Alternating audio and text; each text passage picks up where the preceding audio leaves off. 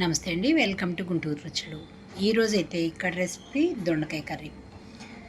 ఇందులో వేసిన మసాలా అయితే స్పెషలేనండి. మరి ఈ విధంగా చేసి వేసుకుంటే మనకి నాన్ వెజ్ తినే టేస్ట్ అయితే వస్తుంది. ఒక్కసారి అయితే ఈ విధంగా ట్రై చేసి చూడండి. దొండకాయ ఎప్పుడు పచ్చడి చేస్తాం, లేదంటే ఫ్రై చేసుకుంటాం, లేదంటే పాలు పోసి వండుకుంటాం. కానీ ఈ విధంగా మసాలాతో ట్రై చేస్తే సూపర్గా ఉంటుందన్నమాట. రైస్లోకి బాగుంటుంది, చపాతీ కాంబినేషన్తో కూడా సూపర్గా ఉంటుంది. మరి ఇంకెందుకు ఆలస్యం, ఒక్కసారి అయితే ఈ విధంగా ట్రై చేసి చూడండి.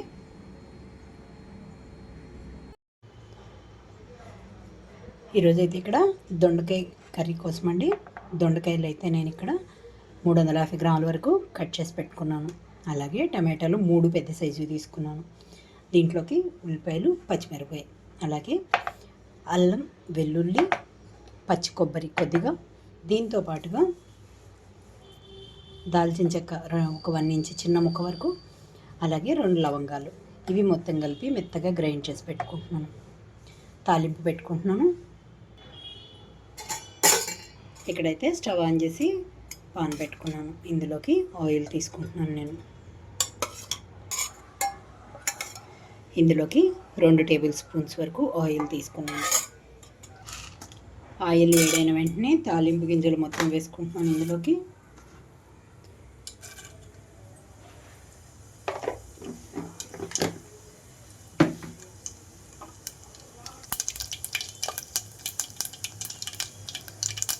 తాలింపు అంతా వేగిన తర్వాత కట్ చేసి పెట్టుకున్న ఉల్లిపాయలు, పచ్చిమిరపకాయలు వేస్తున్నాను.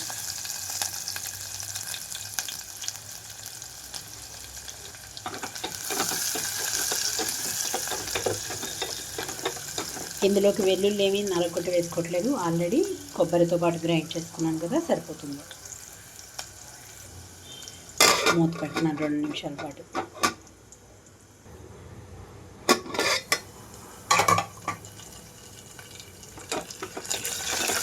ఇక్కడ ఉల్లిపాయలంతా గోల్డెన్ కలర్కి వచ్చేసిన తర్వాత కట్ చేసి పెట్టుకున్న దొండకాయ ముక్కలు, అలాగే టమాటో మొత్తం వేసేసుకుంటున్నాను.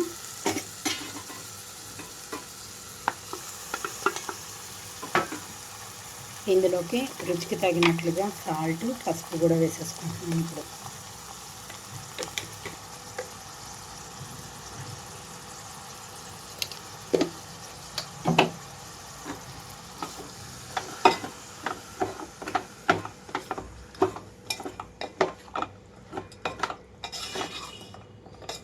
మూత పెట్టేసి 10 నుంచి 15 నిమిషాల పాటు అయితే లో ఫ్లేమ్లోనే ఉంచుతున్నాను.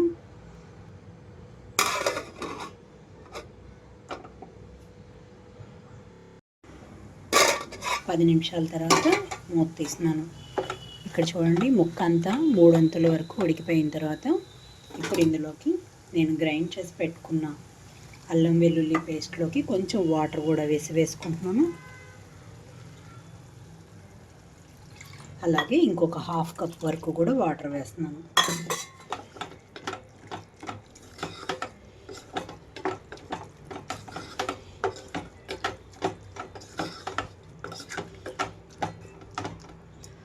ఇవన్నీ వేసిన తర్వాత కారం వేయలేదు కదా ఇప్పటిదాకా, కారం కూడా 1 స్పూన్ వరకు వేసుకుంటున్నాను.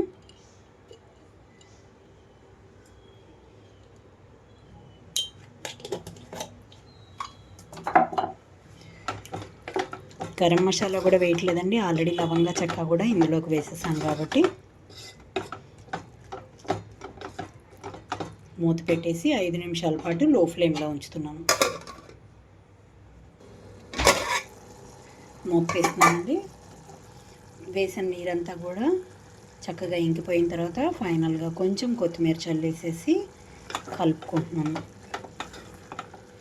ఇంకా స్టవ్ అయితే ఆఫ్ చేస్తున్నాను.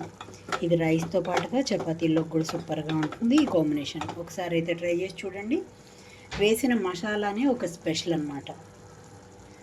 మరి ఇంకెందుకు ఆలస్యం, మీరు కూడా ట్రై చేసి చూసి మీరు మీ ఒపీనియన్ అయితే కామెంట్ బాక్స్లో పెట్టండి. అలాగే మీలో ఎవరైనా మా వీడియో ఫస్ట్ టైం కానీ చూస్తున్నట్లయితే ప్లీజ్ మా ఛానల్ని సబ్స్క్రైబ్ చేయండి. అలాగే మా వీడియోస్ని లైక్ చేస్తూ షేర్ చేయండి.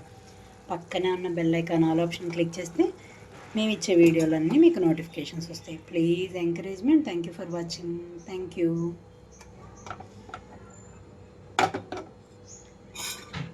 స్టవ్ ఆఫ్ చేసేసి ఇంకా సర్వింగ్ బౌల్లోకి అయితే తీసుకుంటున్నాను.